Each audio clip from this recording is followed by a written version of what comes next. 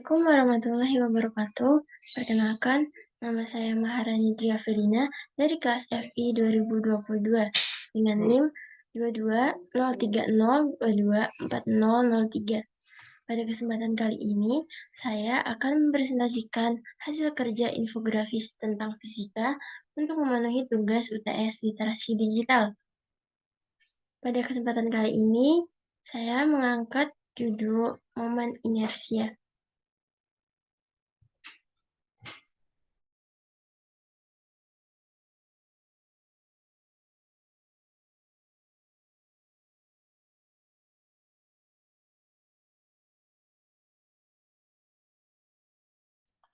Apa itu momen inersia?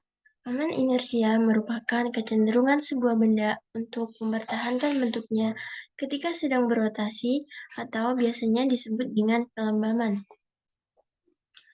Momen inersia juga bisa diartikan sebagai besaran pada sebuah benda dalam mempertahankan kecepatan sudutnya. Besar momen inersia dapat dipengaruhi oleh beberapa faktor, antara lain yaitu yang pertama massa benda, bentuk benda, letak sumbu putar, dan jarak dari sumbu putar.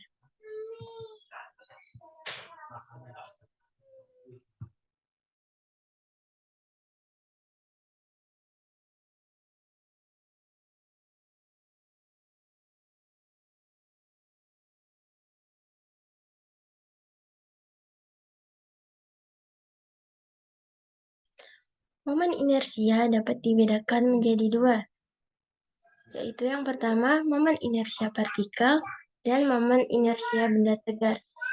Momen inersia partikel merupakan momen inersia yang melihat suatu benda sebagai partikel yang sangat kecil. Momen inersia ini dapat dihitung menggunakan rumus I sama dengan M dikalikan R kuadrat. Dengan I merupakan momen inersia dengan satuannya kilogram meter persegi, kemudian M merupakan massa benda dengan satuannya kilogram, dan R merupakan jarak dengan satuannya meter. Kemudian momen inersia benda tegar merupakan jumlah total momen inersia partikel penyusun benda yang dapat dirumuskan dengan I sama dengan sigma M dikalikan R kuadrat, yang artinya sigma merupakan jumlah. Momen inersia benda tegar menganggap partikel tersebar menyeluruh di setiap bagian benda, di mana partikel tersebut mempunyai massa dan tentu saja memiliki jarak R dari suatu porosnya. Berikut merupakan beberapa contoh momen inersia pada benda tegar. Yang pertama, yaitu ada momen inersia bola pejal, di mana porosnya melalui diameter. Yang dapat dihitung momen inersianya, I sama dengan 2/5 dikalikan M dikalikan R kuadrat. Kemudian yang kedua ada lempeng tipis dengan poros melalui sumbu tegak lurus. Momen inersianya dapat dihitung menggunakan rumus I sama dengan 1/12 dikalikan M dikalikan dalam kurung A kuadrat ditambah B kuadrat, di mana A merupakan panjang dari lempeng tipisnya dan B merupakan lebar dari lempeng tipisnya. Kemudian yang ketiga ada silinder tipis berongga, di mana porosnya melalui sumbu silinder. Dapat dirumuskan momen inersianya yaitu I sama dengan M dikalikan R kuadrat.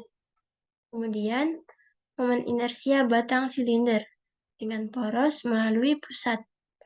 Dapat dirumuskan momen inersianya yaitu I sama dengan 1/12 dikalikan M dikalikan L kuadrat, di mana L merupakan panjang dari batang silinder tersebut.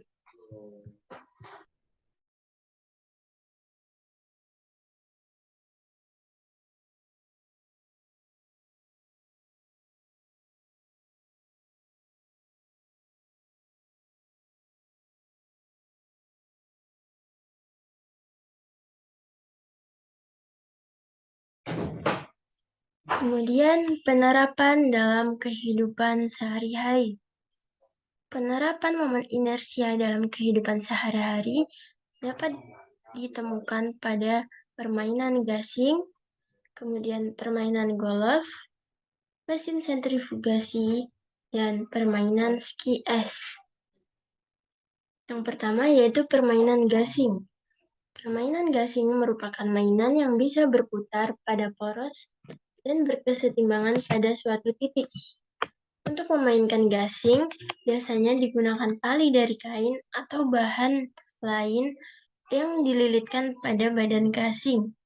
Kemudian gasing dihentak sambil tali yang melilit ditarik sehingga gasing berputar pada porosnya dan membiarkan gasing itu berputar sesuai arah jalannya. Yang kedua yaitu permainan golf. Momen inersia dianggap lawan pada saat mulai bergerak dan menjadi kawan pada saat bergerak. Hal ini juga terjadi pada gerakan rotasi pemain golf.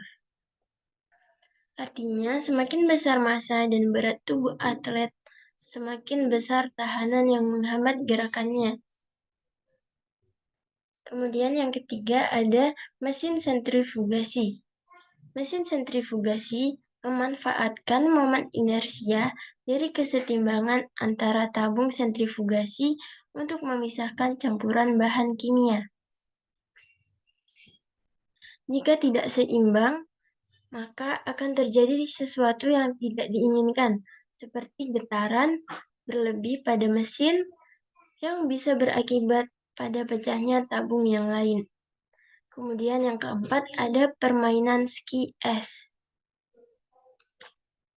Ketika pemain ski menarik tangannya ke dalam, ke arah badannya, momen inersia badannya terhadap suhu vertikal melalui badannya akan berkurang. Hal tersebut dikarenakan momentum anguler pemain ski adalah mendekati konstan, sebab torsi yang dikerjakan oleh es adalah kecil. Momentum angulernya harus tetap konstan dan dapat dihitung menggunakan rumus L sama dengan I dikalikan omega. Bila I berkurang, maka kecepatan angulernya atau omega bertambah. Artinya, ia akan berputar dengan laju yang lebih cepat. Sekian presentasi mengenai tugas infografis UTS mata kuliah literasi digital dari saya. Kurang lebihnya mohon maaf. Wassalamualaikum warahmatullahi wabarakatuh.